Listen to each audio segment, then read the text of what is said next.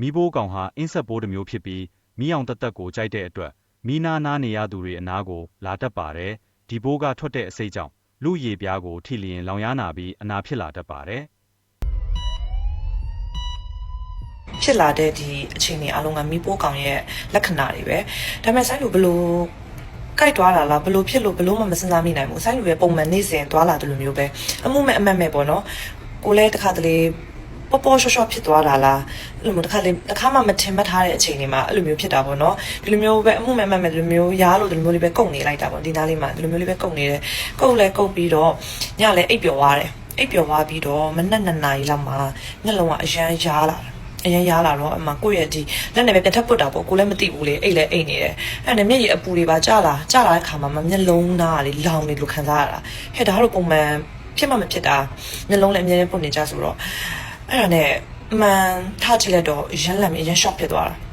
အဲ့ချိန်မှာမျက်လုံးတစ်ဖက်နဲ့တစ်ဖက်ကမညီတော့ဘူးဒီဘက်တစ်ဖက်ကရောင်ပြီးကြီးနေပြီအခုလည်းကြည့်လိုက်အခုလည်းကြီးနေရဆိုတော့လေဒီနေ့ကတော့ day 5ရဲ့ update ဖြစ်ပါတယ်အရင်ကရောင်လာတွေတော့မရှိတော့ဘူးเนาะမနေ့ကပြောလို့ပဲအစိုးဆုံးအချိန်တွေကကြော်ပြီးသွားပြီဆိုတော့ဒါလေးပဲတခြားကြီးစိုက်ဖို့ပဲကြံလာတော့တယ်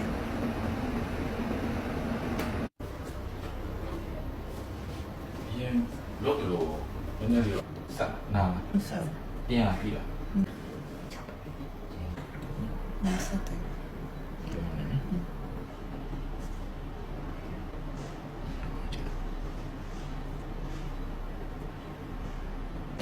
မျက်နှာမှာအမေတို့အကြီးတစ်ခေါက်ဖြစ်ပူတယ်အဲ့တော့လည်းဒီစိမ့်နဲ့တော့ပြောက်သွားတာကောင်းတယ်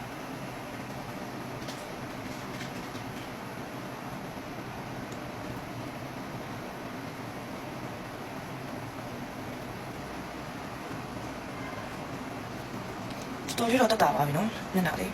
အဓိကလေအဲ့ဒီ day 2နဲ့ day 3အချိန်ကအစိုးဆုံးချိန်ပဲအဲ့ချိန်တော့မျက်နှာလေး inflation လည်းဖြစ်နေတယ်ပြီးတော့အားလုံးကလေဒီခဏကို response ဖြစ်နေဖြစ်နေမှာပေါ့နော်တော်လေးအဲ့တော့လည်းတော်တော်ခံရတယ်တော်တော်အချိန်ဆိုးခဲ့တယ် day 2နဲ့ day 3ကတော့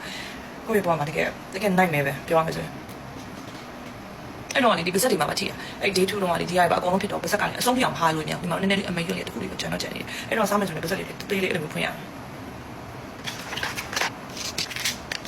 step 1ကိုဒီ step 2လေးထဲမှာထည့်ပြီးတော့ဆိုင်ကို zone လေးနဲ့ဝင်ပြမယ်အခုဆိုင်ကိုဒီ scar gel ကလည်းနည်းနည်းလိမ့်ထားပြီးတော့3မိနစ်လောက်စောင့်ထားရမှာပေါ့နော်အဲ့တော့အချိန်လေးကကွက်တီးပဲ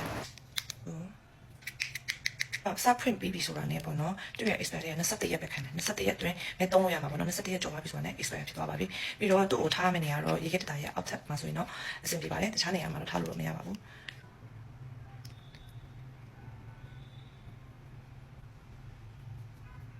ဆိုင်လို့တစ်နေ့3ချိန်လင်းရပါမယ်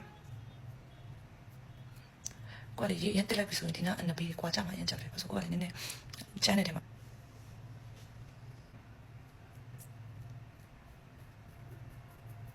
ဟာလေနှာခေါင်းတွေရဲ့ဒီအပြင်တွေမှာဖြစ်တဲ့အတွက်ကြောင့်နှာခေါင်းမှာအဲ့လိုကြုံပြီးတော့လေနားတာအဲ့တော့လည်းအသက်ရှူရတာလည်းနည်းနည်းကြက်ချင်တယ်လို့